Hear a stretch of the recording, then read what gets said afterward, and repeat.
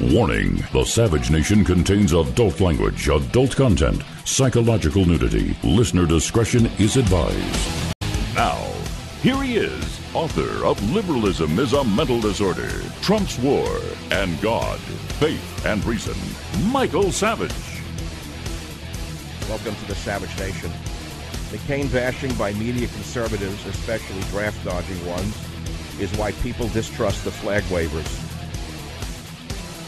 Did the media basher who bashed McCain laughing at him and mocked him for hours, did he fly in combat? Maybe he confuses a Gulfstream at 45,000 feet with an F-100 at 45,000 feet. Maybe he confuses taking AAA at 45,000 feet with taking, something else at 45,000 feet. He was shot down by Jane Fonda's NVA comrades. He was tortured for 5 years by the slimy NVA communists. As a politician, he was a traitor to Borders, language, and culture. But there are two sides to every story. As someone tweeted me, E.T. Noel, he said on McCain, as a person of faith, I respect him and condolences to the McCain family. As a family man, soldier, and statesman, grateful. As a senator, policies, criticisms, he was polarizing and hurtful.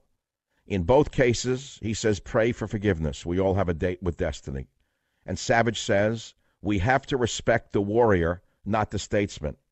And frankly, to have listened to a draft dodger bash him for 3 straight hours got me nauseous. It made me embarrassed to say I'm a conservative. Now, on issues to do with the military, I turn to military men.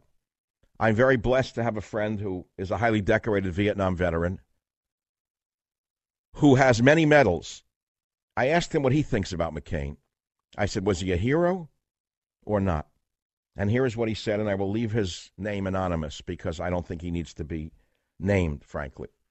But here's what a combat infantryman who fought in Vietnam said. He said, I give McCain the respect I would afford any man who goes forward against an armed enemy, whether on the ground or in the air. That extends to any man who was taken prisoner by the enemy, but that's where it ends. He writes, I have never considered him a hero. Many others flew the same missions, and many were killed. McCain was lucky he survived. He endured years of captivity, but so did many others. Some were beaten to death for refusing to bend to their communist captors. Did he receive preferential treatment as the son of a famous naval officer? It's a fact he made at least one recording for the North Vietnamese in which he apologizes for, quote, crimes against the North Vietnamese people. You can hear it and read the transcript here, and we have it, by the way. He said this audio survived destruction by a fluke and was discovered buried in the National Archives. Is this treason? The U.S. Code of Conduct for our military absolutely forbids this behavior, yet McCain made this and possibly other broadcasts. Admiral James Bond Stockdale, by contrast, refused to bend to the enemy while a prisoner and attempted to kill himself rather than give in to them. Stockdale survived, was awarded the Medal of Honor, and became a philosopher and writer at Stanford University. McCain survived, married a rich woman, ran unashamedly as a war hero, and became a U.S. Senator. As a senator, McCain was a deeply entrenched member of what we now term as the swamp. For decades, he and his colleagues in Congress sold the American people that what we are now experiencing after just 2 years of Trump was not possible. Meanwhile, they got rich, while millions of Americans went without jobs. They in the media had almost convinced us that anemic growth and rampant corruption were the new normal. 2 years of Trump have shown them as frauds and shysters. So, Michael, was McCain a war hero or a dunce and a traitor? In my opinion, he took his chances in combat, but was nothing more than a clever man who played every advantage he had. If John McCain had simply gone off to teach or to write books, he would have been a harmless footnote. Instead, he amassed power and influence as a politician, became an incredible pain in the butt, and was an impediment to the progress of our country and the American people. The above is one man's opinion. Hope it helps. Anonymous, a combat veteran from Vietnam. Again, I have to say, my opinion is we have to respect the warrior, not the statesman. And McCain bashing by draft-dodging media conservatives is why people actually hate conservatives. He did fly in combat. He was shot down by Jane Fonda's NVA comrades. He was tortured for 5 years by the slimy NVA communists. But as a politician, he certainly was a traitor to Borders, language, and culture. This is the Savage Nation. The phone number is 855-400-7282. We have other topics. These topics include how come Trump's ratings are stable despite all the media attacks. Up Chuck Todd, the college dropout. You know, they bought Chuck Todd, who was a college dropout, we found out today. We looked up I wondered why he was such a stooge. He dropped out of college. You say, well, so what? There's a lot of smart people. But no, but he poses, this is Chuck Todd now, he poses as some intellectual giant. He dropped out of college. Okay? He says that the conservative echo chamber is the reason you mistrust the media. Really? It's not based in fact, up Chuck? Oh, it's based in fact, as we'll prove today. Now, CNN spent 3 days trying to prove that white farmers are not being killed. How do we prove it? Oh, we can prove it all right. Also, we've gone from the hashtag #MeToo to the hashtag #ThemToo. Also, Burning Man. What are the other signs of the super decadence of America today? Many. In fact, the United States today is more decadent than ancient Rome and Weimar together. What are the other signs of super decadence? Shall I say pornography? The United States today is more decadent than ancient Rome, according to all historical records that I've been able to read. We are more degenerate and more decadent than ancient Rome ever was, and more decadent than the Weimar Republic, which preceded Hitler. What are the other signs of super decadence in America today? Well, we can talk about those topics. There are others, including this one, and it's a big one. The silence over a potential Chinese spy in Dianne Feinstein's office is deafening. This is an article you should not miss. It's by Ben Weingarten in The Federalist. It's astounding to me that a spy was found in Feinstein's office who had been there for 17 or some years, and it was swept aside by the vermin in the media, like Chuck Todd, who says that our distrust of the media is based upon the conservative echo chamber. Chuck, get your facts straight. And by the way, you ought to take a night course and get an AA degree. You might learn something about history. We are not as stupid as you may think. We see right through you, Chuck. There are other topics I'm going to get to today. German president declares there are no native Germans. He says we are a nation of immigrants. If you can believe that Germany has fallen this far, so fast, under that communist dictator that's running that country, that a president of Germany would declare that Germany is a nation of immigrants and there are no native Germans? What happened to that nation? Well, let's see what happened to that nation as we go forward on the Savage Nation. We'll also talk about for whom the bell tolls, because the bell tolls for thee. On 11/29/17, when Matt Lauer was fired at NBC over sexual allegations, I conducted a monologue on this show in which I said, for whom the bell tolls, it tolls for thee. Another big name shot down in flames, Matt Lauer, out at NBC over sexual allegations. His scalp added to the list of Charlie Rose, Glenn Thrush, Mark Halperin, David Korn of Mother Jones, Michael Orsikis or something of NPR, Jan Venner of Rolling Stone, Louis C.K., that filth mouth, Ben Affleck, and of course Harvey Weinstein, among many others. And I wrote this in 17 when I said, and just as I was absorbing the Matt Lauer news, Minnesota Public Radio cut ties with Garrison Keillor over allegations of improper behavior. I asked, why does this keep happening? Why does the left-on-left war continue? Your first instinct should always be to follow the money. In nearly every contract with these big names, celebrities and the entities they answer to, there is a moral turpitude clause, or as many know it, the Pee Wee Herman clause. He famously got caught doing things in a pornographic movie house and lost his living entertaining children as Pee Wee Herman. A moral turpitude clause might read something along the lines of the fact that the performer, if found, can be fired with cause and the employer can terminate the agreement upon written notice and pay them nothing. So if you follow the money, you can ask, are the institutions employing these people causing these changes and these charges, rather, to bubble up from within to help dump the incredibly large salaries due to these celebrities? Lauer was reportedly making $20 million a year. Charlie Rose, in comparison, at $2.5 million a year. That could be one reason. Those that can benefit financially may be trying to do just that and nothing more. But regardless of the reason, should conservatives be celebrating every time another one of these left-wing icons falls? I wrote, the answer is no. Don't they see it could be them next? It can be anyone right now. There is a witch hunt going on right now that knows no boundaries. It's happening in the media, in Hollywood, and in the halls of Washington, D.C. And all someone has to do is shout j'accuse. I said this to you earlier this month. The trials are being conducted on little screens on TVs and your smartphones and on social media. Too many, far too many men are being tried and convicted without anyone asking, is there any evidence beyond j'accuse? There is a type of civil war going on here, and the casualties are stacking up. And the rules of this war favor one side, and the fallout isn't pretty. You may ask for whom the bell tolls. Well, it tolls for thee. That's from 1129 in the year 2017 on the Savage Nation.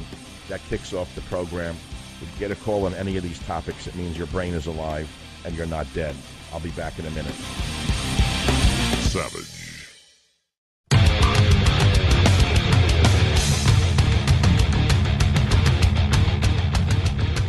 August 27th, 2018, the Savage Nation. We have to respect the warrior, if not the statesman. That's my bottom line. And to listen to draft-dodging cowards who've made tens of millions of dollars pretending to be oh so patriotic, bashing McCain is actually sickening. I got sick listening to it. He did fly in combat. He was shot down by Jane Fonda's NVA comrades. He was tortured for 5 straight years by the slimy North Vietnamese communists. And as a politician, he was a traitor to Borders, language, and culture. He was a globalist, a Soros type. But that's not the whole man. A man is the sum total of his parts. You hear what I just said? A man, a human being, is the sum total of all their parts. They're not the one thing that you want to focus on. This is the problem here. I think we've lost that. It's come from a number of areas, mainly from the media, the Me Too movement, where, aha, gotcha. You touched a woman 35 years ago. Off with your head. So McCain was a terrible politician with regard to Republican true values, not the Republican values that we've seen emerge. And what, off with his head? The man was a brave hero who came from a very proud family of warriors. Father was an admiral, grandfather was an admiral. And you can't now take away the whole man's life because you don't like his politics. That's the part that's bothering me right now. What do you think is the question? WABC, Michael, line 1, you're on the Savage Nation. Yeah, hi, this is Mike from Jersey. My 3 friends were on the USS Forrestal with John McCain, and his grandfather and his father kept getting him out of trouble. He was at the bottom of his class in flight school, and he used to hot start it. He was near the bottom. He was 5th from the bottom, but he did fly in combat, didn't he? Yeah, but he used to hot start his jet, which is against the rules, just to get it. So the guys got a kick out of it because flames came out of it, and it started a fire aboard ship in 200. Right, I understand the Forrestal disaster. I've read about it for years. Now they're trying to whitewash that one. He did accidentally set off a Zuni missile, which almost sank the aircraft carrier. I get all of that, but it doesn't take away the fact that he did fly in combat, does it? Yeah, no. And does that take away the fact that the Vietnamese broke his bones and almost killed him for 5 straight years? It doesn't take that. I couldn't take that. Could you? Not at all. But so that's what I'm trying to say. So it's nice to sit in our comfortable chairs and say he was this, he was that. You didn't fly in combat. You didn't get tortured for 5 years by those slime balls. No, I didn't. All right. Well, thank you. I'm glad you said you didn't. KBET, Keith, Las Vegas, line 3. Go ahead, please. Yeah, I'd like to just fully endorse that Combat Vets opening email that you read. I'd like to add one thing in the hero column. McCain did, as I understand it, turn down early release because he was an admiral's son that would have probably cut off 3+ years from his torture. Yes, that's right, and it shouldn't be forgotten. So, of course, he was an open borders man, New World Order man, George Soros acolyte. Politically, he was a disaster to our belief system. But we have to respect the warrior, if not the statesman, is my bottom line here, and I think you're agreeing with that. Agreed 100%. Now, I want to ask you this. I don't know you. You don't know me, Keith. You're listening to me in Las Vegas on the great KBET radio station. I don't even know your politics. Are you a Democrat or a Republican? Republican long term. See? Okay. Republican long-term, but you don't feel it's necessary to bash McCain today, do you? Absolutely not. I listened to someone doing it for 2 hours, a draft dodger. It got me nauseous. And I realized why people hate conservatives when I listened to it. I got sick. Thank you. That's all. I call them like I see them. I say it like it is. What do you want me to do? What do you think, there's a team here? There's no team. The only team is the American team, the team of rationality. It's that simple. KKOH in Reno. Jeff on line 6. Go ahead, please. Good, Michael. First time I call here. I wanted to make a comment about John McCain because, the guy, his whole career in the military, he created and did some really terrible things. And, the one... Wait. Did you just wipe away his military career as well? I'm not going to bash the guy. The facts are the facts. And, he did create... Well, listen, sir. I said we have to respect the warrior, not the statesman. What part of that is hard for you to understand? Well, like you said, you have to look at the man in totality. Okay. So in totality, he's 100% a failure? Savage.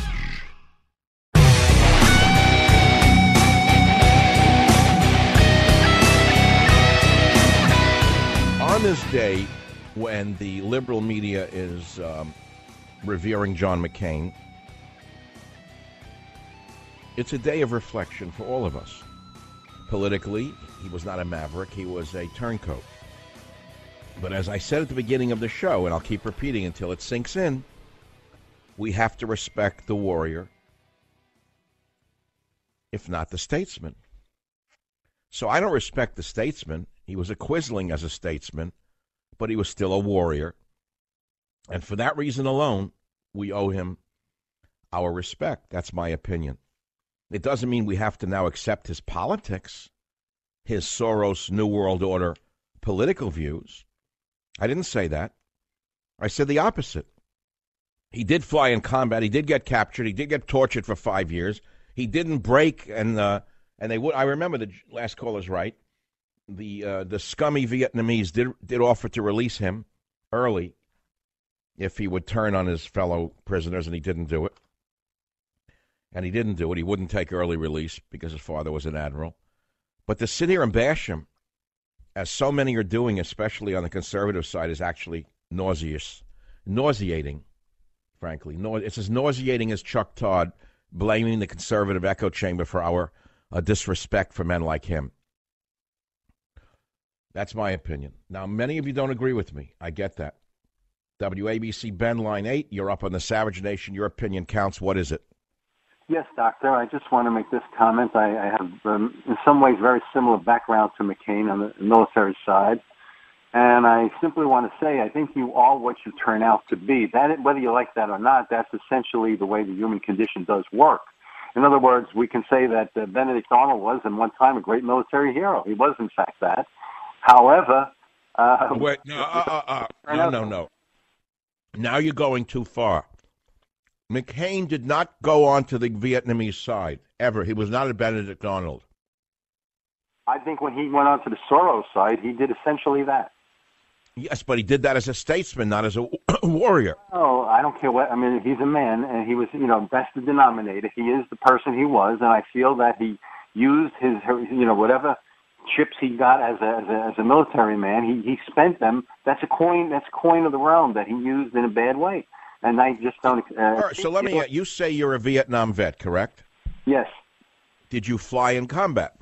Yes, I did. I was also shot down, but luckily I was rescued by an extraction team, and I did not have the POW experience. Well, okay, so you know what you're talking about, and I respect what you are saying. So you're one of those who doesn't respect him, even though you would say he certainly was a warrior, wasn't he? He was all those things, but what did he do with that coin of the realm? What did he do with that reputation? Did he advance our civilization, our society? I don't think he did. And so therefore... Well, I think what you're doing is you're looking at the late McCain as opposed to the early McCain. McCain was not always this New World Order Democrat, was he?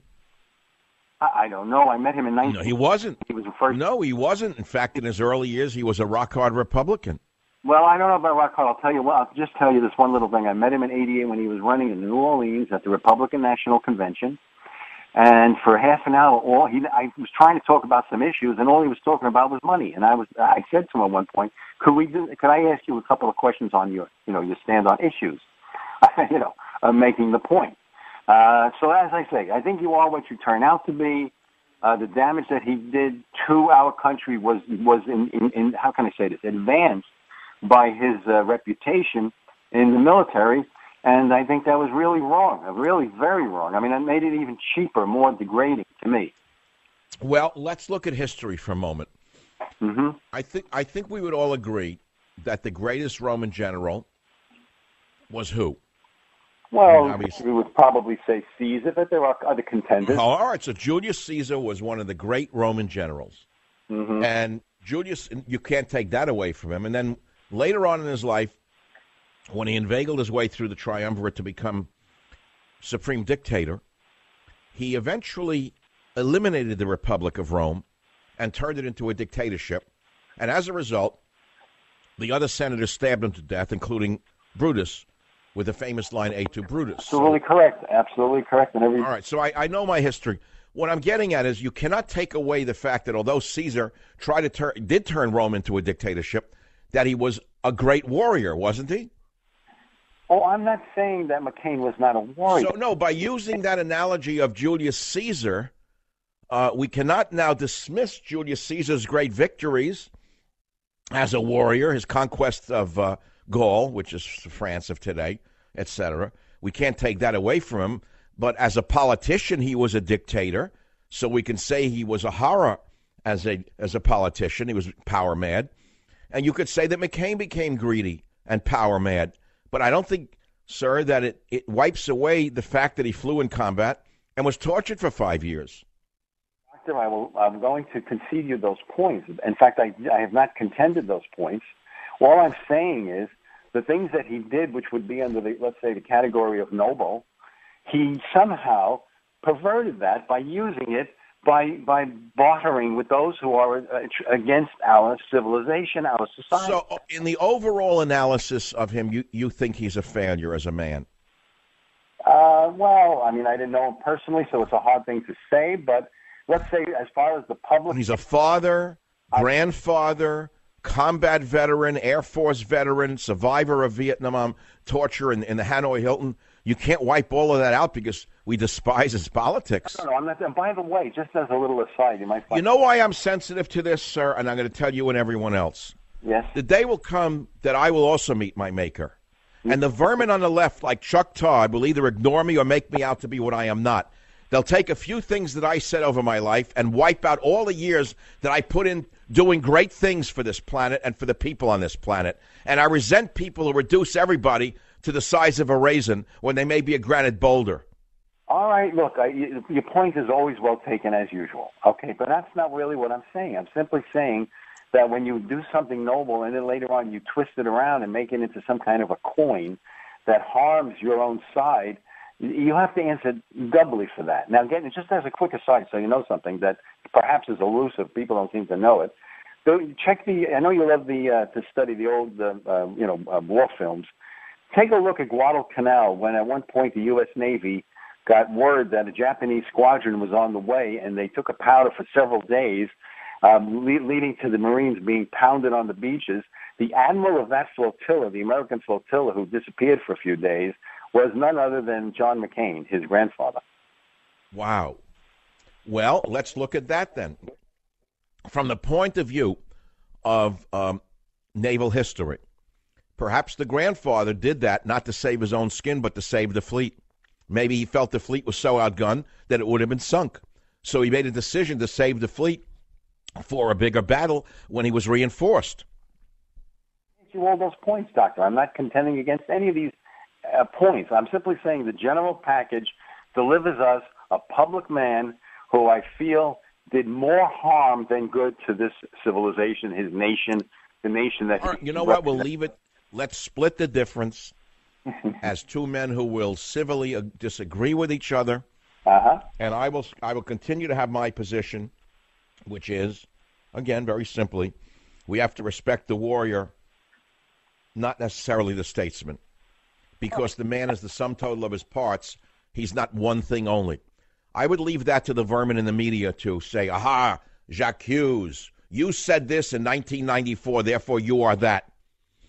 No, sir, I don't believe that a man is defined by one statement or one act. And I thank you so much for knowing history and for your contributions to this nation. Okay? 855-400-7282. I don't expect all of you to agree with me or to disagree with me. But I think this is a big deal, you know, and I think we've got to talk about it. WABC, Bill, line 6. You're up. What's your opinion? Hey, Dr. Savage. Thanks for the call. Let's use the example of Kevin Spacey or Robert De Niro.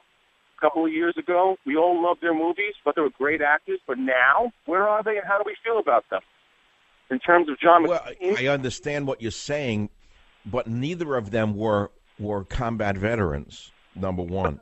Dr. Savage, please, how long can you keep saying, okay, combat service and everything, and not take into consideration the bad behavior before and after, to the point where you have to keep saying, oh, he's a great guy? I can't separate. Did you fight in combat? No, sir. But my father did. And all right. Well, I don't care whether your father did, but you didn't, and I'm not a guy who did, and I respect those who did. They've always been my hero. Any man who fought in combat is a hero to me. So I don't think that I'm ever going to change that viewpoint. Moreover, the skill it takes to learn how to fly a combat jet is beyond anything any of us can understand. Number two, flying in combat is one thing. Having duels in the sky is another thing.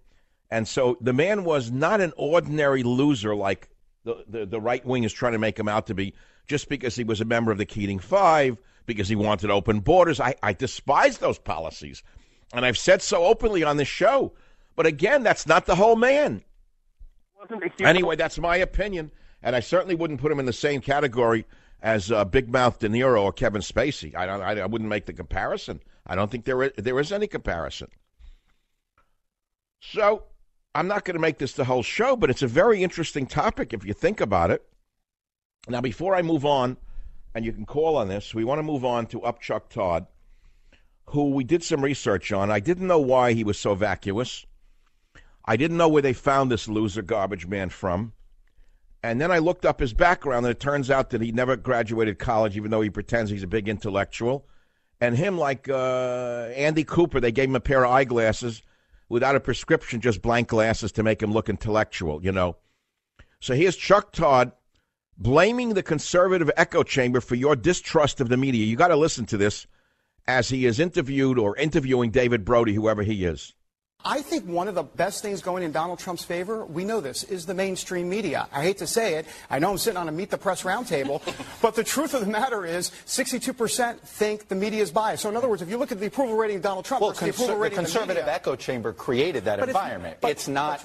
No. I mean, it has been a tactic and a tool of the Roger Ailes created echo chamber. So let's not pretend it's not anything other than that. Well, hang on. Yes and no, because remember, the independents are part of Donald Trump's base. And I think that's very important. A lot of times we say Republicans are Donald Trump's base. Not really. It's a separate Trump. It is a different version of the Republican But those Party. Independents also distrust the media. This is not just Republicans. It is many Americans across the country. No. I take your point. I'm just saying it was a creation. It was a campaign tactic. It's not like based in much fact. Now, this is a liar from the get-go, because you need to know a little bit about Chuck Todd, where NBC dug him up from. He didn't just come out of thin air. They dug this guy up because he was a lifetime Democrat political operative. Did you know that? Oh, you didn't know that? You didn't know Chuck Todd was a Democrat operative? Did you know that the great intellectual Chuck Todd attended GWU? He declared a major in poli-sci and a minor in music but never graduated. Did you know that he was a college dropout? Did you know that his wife, Christian Todd, who was married to Chuck Todd, worked for the Democrats, Jim Webb, on an 06 Senate campaign in Virginia? Did you know his wife donated to 2016 Democratic Vice Presidential nominee Tim Kaine, and her company received millions of dollars from the Bernie Sanders campaign? Did you know Chuck Todd's wife never disclosed that? Did you know that Chuck Todd never felt any need to disclose this during his 3 recent Tim Kaine interviews on NBC? Did you know Chuck Todd never disclosed this business relationship in 11 Bernie Sanders interviews this year? You got to go a long way to get past me with a lie, I'll tell you that.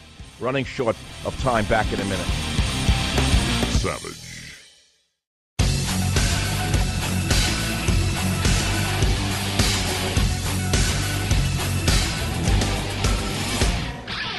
Look, let's cut to the chase here. It's summer, the end of summer. You've been on a road trip. What if your car broke down, right? What were you going to do? Well, I'm going to cut right to the chase. You could have saved yourself thousands in car repairs or in future car repairs if you had gotten covered by the ultimate and extended vehicle protection. It's called Car Shield. It's that simple. I've been talking about it for a while, and you got to pay close attention to this. All you got to do is call 800-CAR-6100, code SAVAGE, or visit carshield.com, code SAVAGE, and you'll save 10% on this great policy.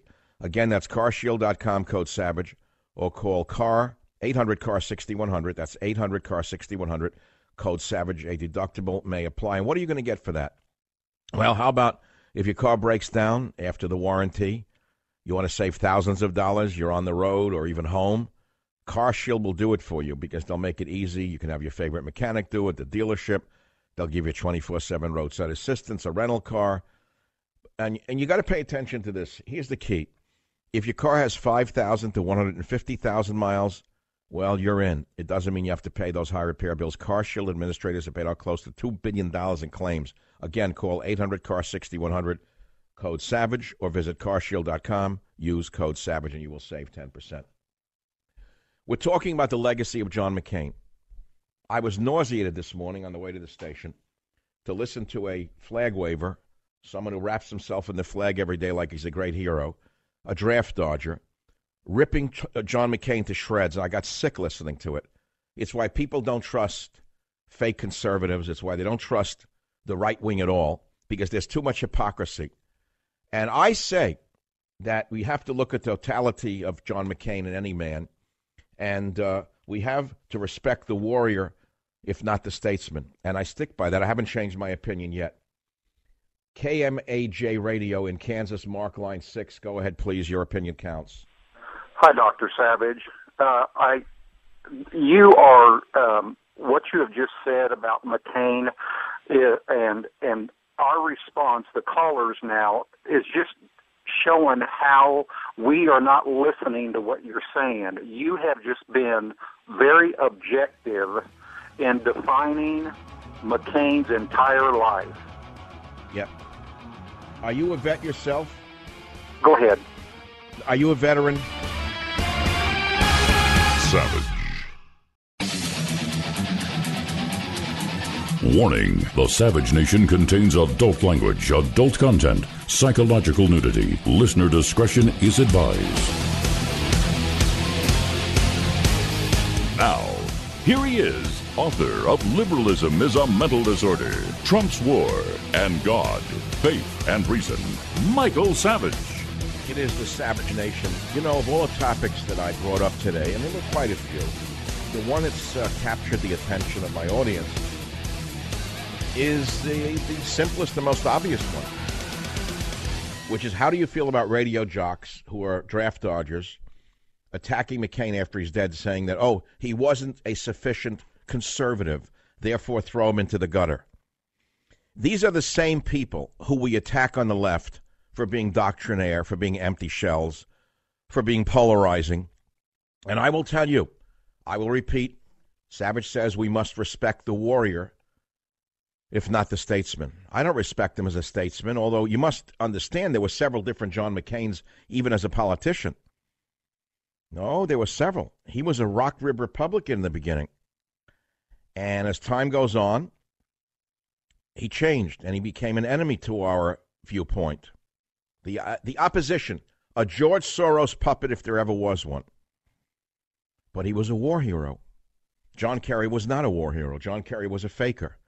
John Kerry faked his service, according to everyone who studied it, while the facts remain that McCain flew in combat, got shot down in combat, survived 5 years of merciless torture by your sensitive Vietnamese friends, all of you leftists who love Vietnamese food.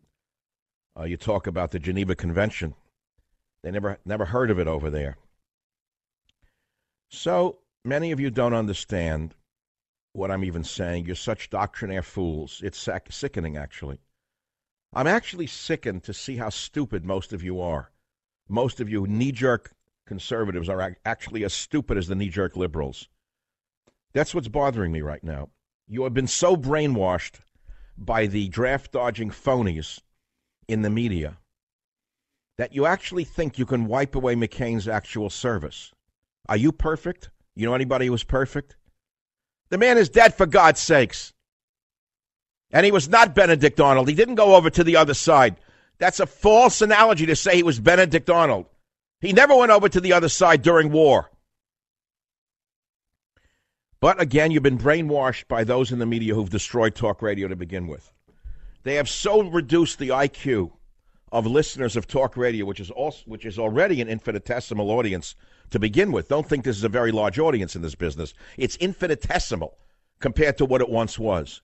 And there's good reason why talk radio audiences have disappeared. It's because of the polarization, the doctrinaire stupidity of both sides. And if I'm going to stand here with any degree of intelligence and wisdom, I will give you my intelligence and wisdom, not just do some knee-jerk conservative garbage for you. And you put down McCain. What are you, crazy? That's stupid? Yeah, you're that stupid. That's all. Mike, KLIF line 7, you're on the Savage Nation. Go ahead, please. Hey, Mike, how you doing? Thank you very much for standing up for Captain McCain's military service. I was a Marine Corps pilot. I flew the Harrier in Iraq and Afghanistan. I, too, was shot down.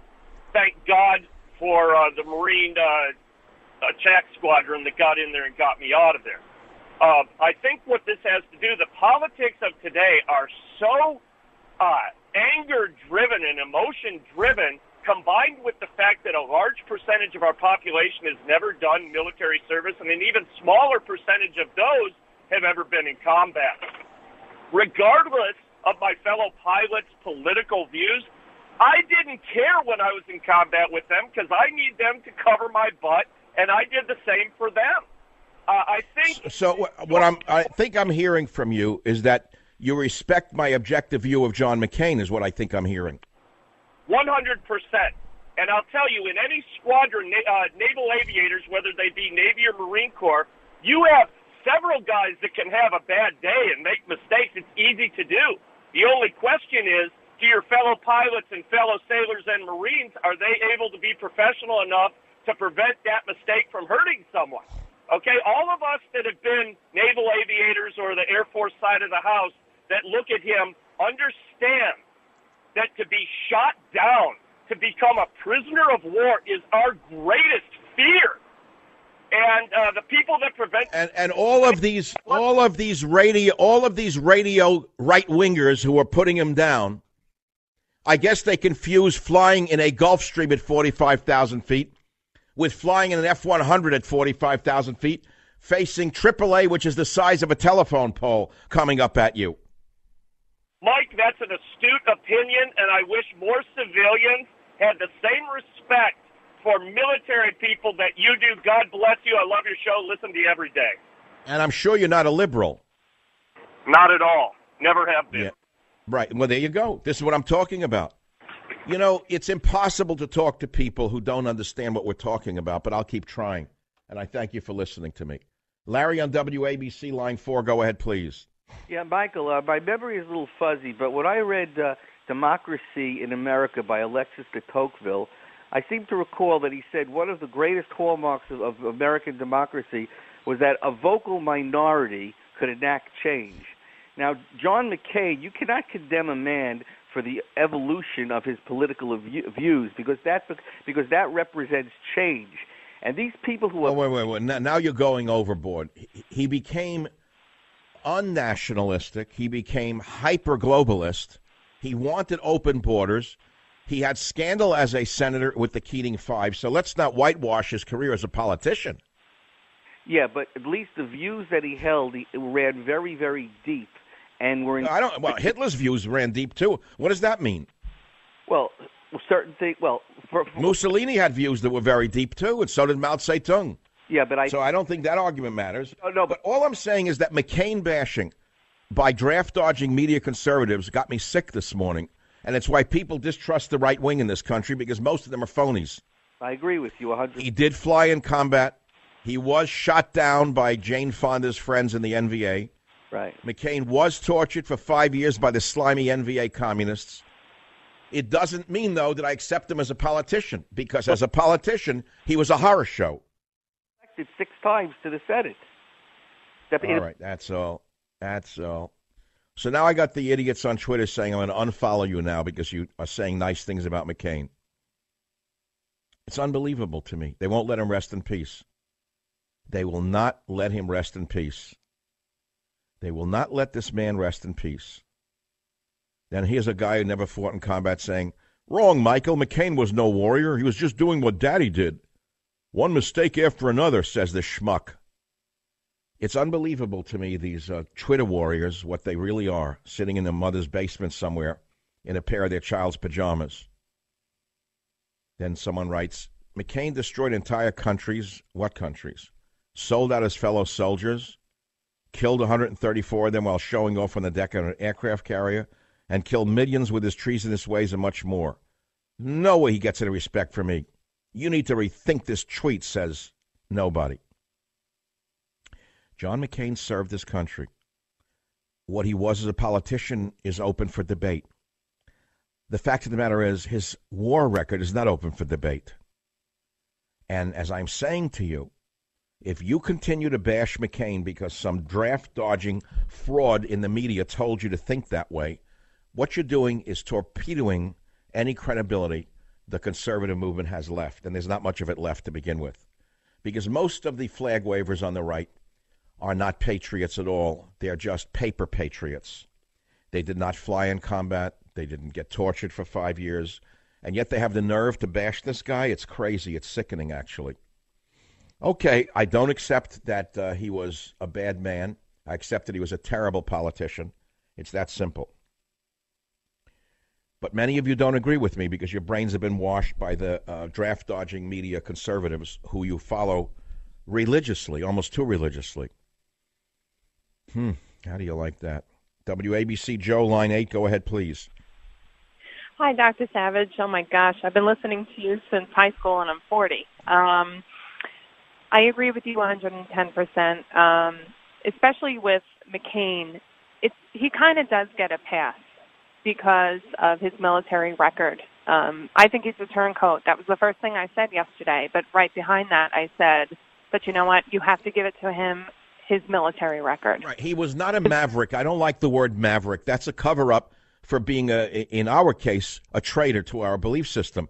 But let's turn it around for a minute. When have you last heard anyone in the left-wing media call Michael Savage a maverick? Because A, he talks about protecting animals. B, sometimes he takes positions that are not strictly doctrinaire right-wing positions. Have they called me a maverick? No, but he's called a maverick because he conforms to the New World Order, so suddenly he's a maverick.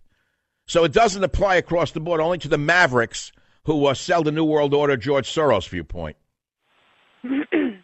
Yeah, okay, that's it. Logic is terribly lost in this country. I saw an article today that I have to tell you about that ties in a little bit. It said only 2% of teenagers have read a book in the last number of years. I couldn't believe that one. They're that stupid. They get all their information from the device that they hold in their hand.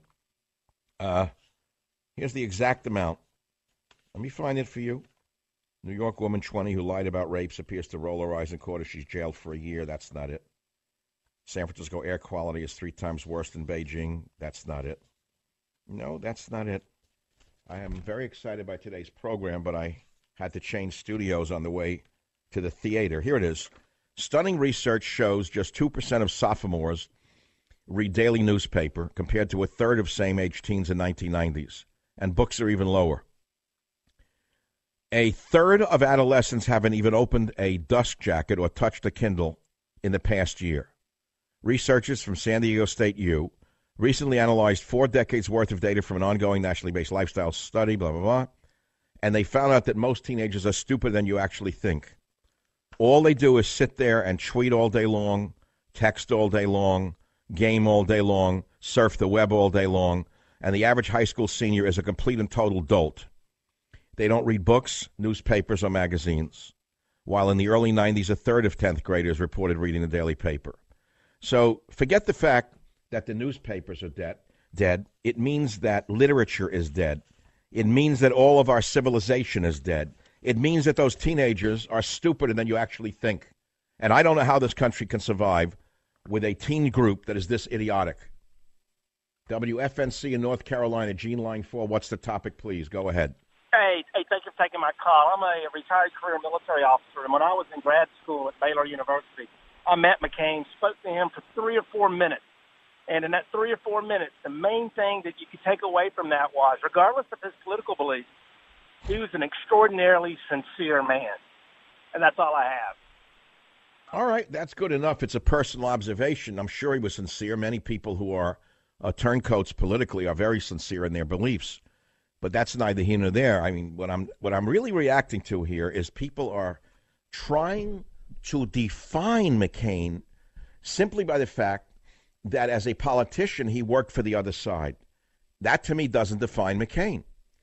A man is defined by he's the sum total of all of his parts. You can't take away the fact that he flew in combat. He was shot down in combat. He survived 5 years in the Hanoi Hilton. He survived 5 years of torture. Those are really heroic deeds, my friends. And you can't wipe it away because he became a Soros New World Order. Not in my opinion. Now, if you disagree with me, that's your right. I'll be back to take your calls. Savage.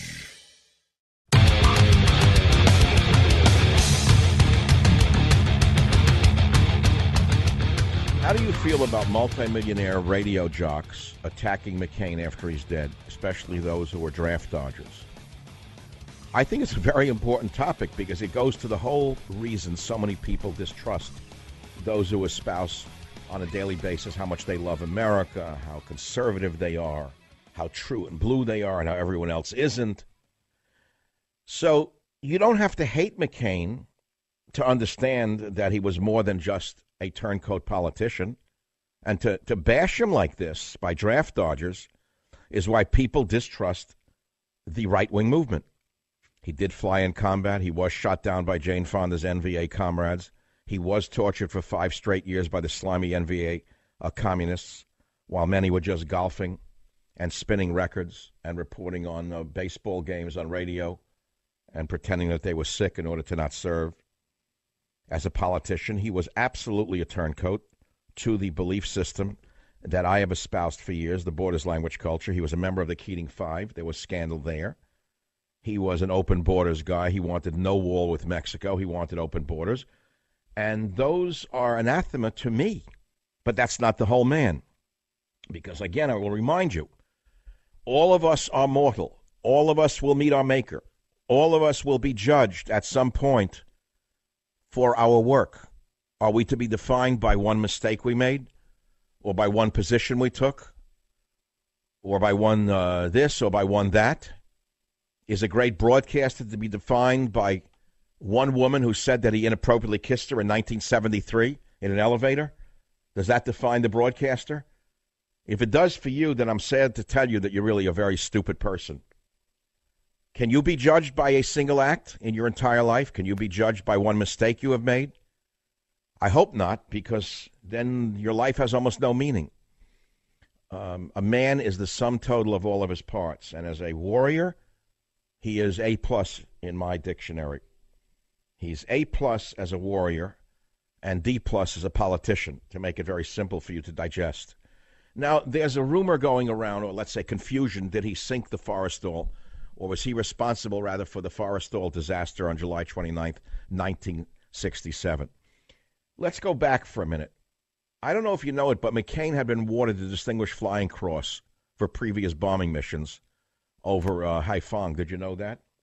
Well, you should know that. He won a DFC for a bombing attack on a Hanoi power plant October 26, 1967. His plane was hit by a surface-to-air missile on that mission, but he continued his bomb delivery pass and released his bombs over the target before being forced to eject. He won the DFC. Do you know what that means? Most of you radio jocks? Savage.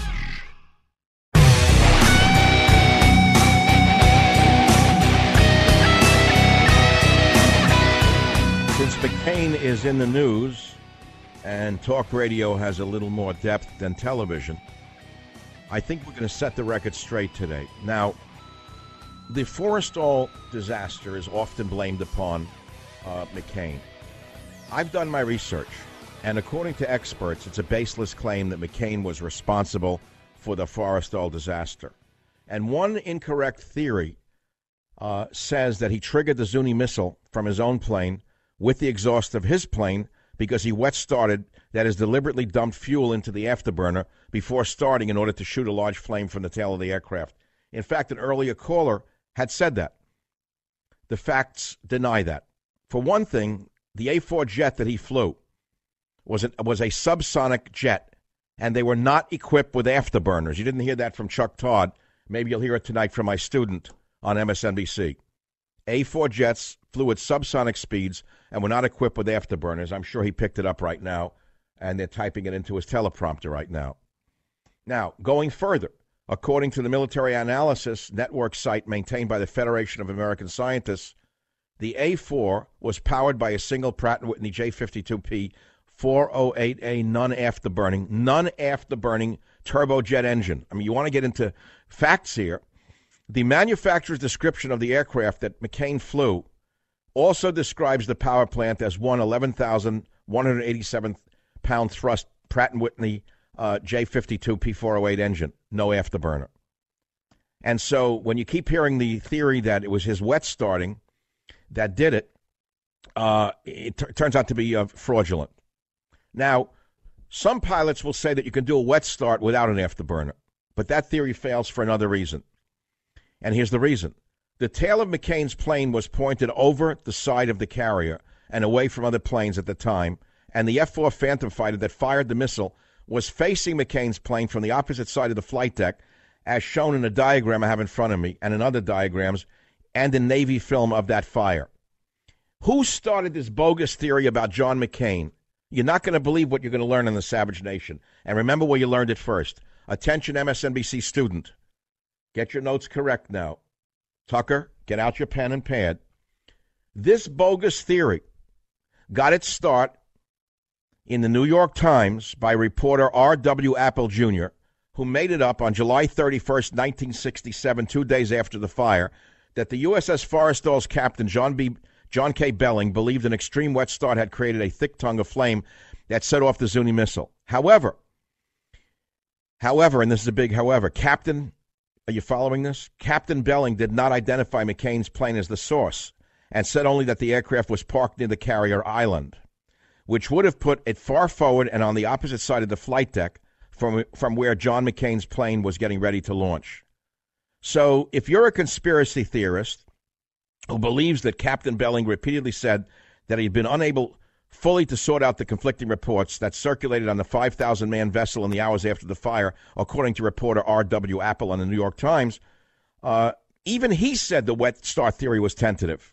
But it was the New York Times that started the rumor against John McCain. And this is interesting. At the time, the reason the New York Times bashed McCain is because they were afraid he'd come back as a war hero and win as a Republican. So they started smearing him right away. Now notice, the same people who were smearing him then are now lauding him today. That's just so you know where fake news comes from. However, the picture is not complete unless you hear about the draft-dodging fake conservatives who were bashing him as well, omitting all of his great heroism, both as a pilot and as a POW, okay? So I'm trying to straighten this out. The bottom line is that Captain Belling's early theory was dismissed by Navy investigators who found that the Zuni missile had been touched off by a stray electrical charge, not by a jet exhaust. And I can read you the reports. In fact, you know, I found this is amazing what I found today in researching this for you. It's in factcheck.org. It's on the McCain's plane crashes, posted on September 5th, 2008. And I think I'm going to put it up on michaelsavage.com. You can judge for yourself what you want to believe. But there's a lot of Navy factual material in here from records not just from fake news or unfake news, from the records of the U.S. Navy itself. After all, they held a hearing on that. It was a huge thing when all these men died. So there were many hearings on this. They even have the early testimony of McCain in here. And you can hear what he has to say. I'll put it up on my website, michaelsavage.com. Here we had a caller. I cannot believe this. Dave says he was on the Forrestal next to McCain. This is a shocker. This show is just shocking me today.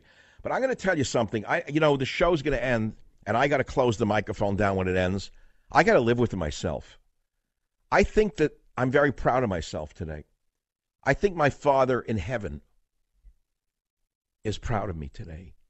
And I'm so sick to listen to these empty suits, these fat, phony conservatives who've made millions upon millions of dollars a year, who make believe that they're heroes simply because they just mouthed off every day. Lip service is very cheap. Dave on WBOB line 6, what's on your mind? Yeah, Michael, Dave Dollarhide. I was parked next to McCain during the fire. We both ran for our lives. There are a lot of things out there that are totally false, like most of what is said about McCain and Forrestal is incorrect or totally impossible, like him starting a fire because of a hot start. Did you just hear my monologue on the wet start theory? That's not theory. I'm an A4 pilot. No, but you're not hearing me. Did you hear me disclose the fact that it was not a wet start? I'm sorry? I spent an entire segment explaining that it was not a wet start. It was almost impossible because the A4 is a subsonic jet that had no afterburner. That's irrelevant. But I'm agreeing with you. How can it be irrelevant if I'm agreeing with you? Because there's nothing out there about afterburner, but they're talking about him doing a hot start, but they're describing a wet start, which is just fuel if you lit it. I understand, but I just debunked that by reading the actual data from the day of the accident, Dave. I debunked the entire thing. Disagreeing with you. I'm just clarifying. The A4 didn't have an afterburner, but that has nothing to do with... I understand, but I just debunked the entire wet start theory. Okay, but anyway, I think we're agreeing with each other. Dave, you were next to McCain on the Forrestal. What started that fire? Who shot the Zuni missile?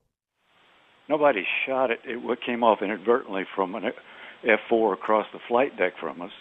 All right, and I'm reading here in the official naval report that it was caused by an electrical failure, a spark that actually did it. Would you agree that that's possible?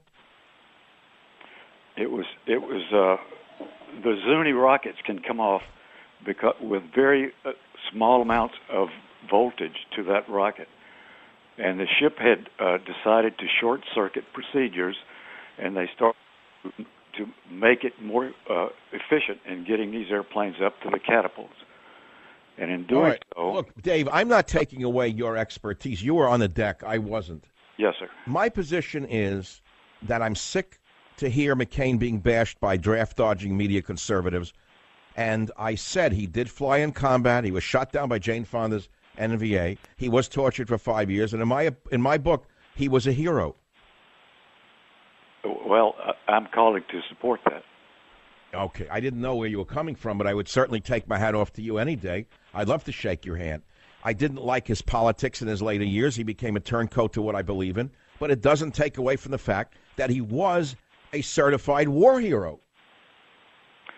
I respect every bit of that POW stuff, and the fact that he refused repatriation. I wouldn't touch that with a 10-foot pole. McCain was a difficult personality, but none of this stuff, there's so many lies that came out primarily in 2008 when he was running for president.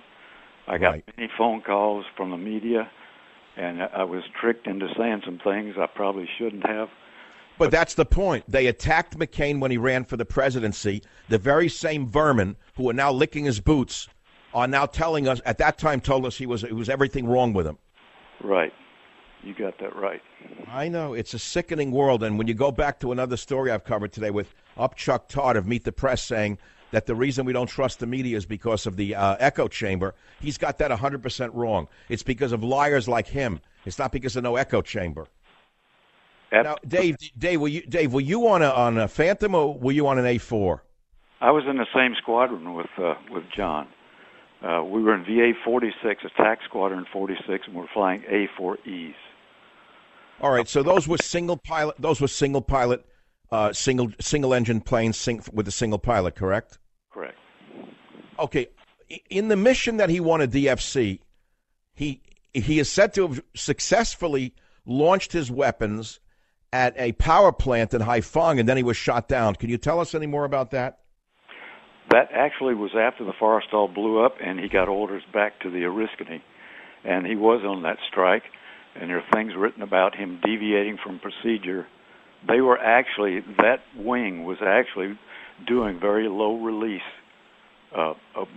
bomb release altitudes, and that contributed to their exposure and higher risk. That contributed to his shoot down. But what you just said is that McCain was an extremely daring risk taker. No, I'm saying he was doing exactly what the wing was doing, what everybody else was doing. So you were all risk takers flying solo. You could have been hit by the blast of your own bombs. Well, you're a risk taker when you fly off a carrier.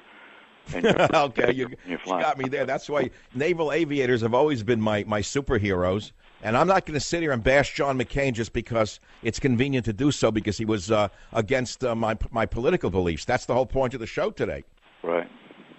All right, Dave, look, I hope you understand I was actually agreeing with you all along. It's just a very emotional day for me to listen to people in the media bashing him who shouldn't be doing so, because this man was far greater than his political career. It's been a bashing day in the internet also, Michael, and well, it's all of the keystroke warriors, you know, and they're bad enough, but you wouldn't expect it from people who make tens of millions of dollars in radio, posing as great patriots and great Americans when they're all draft dodgers. Thank you for calling the Savage Nation. Well, my friends, I think I've said what I want to say, and I'll post the article from the Navy Records. You can decide for yourself.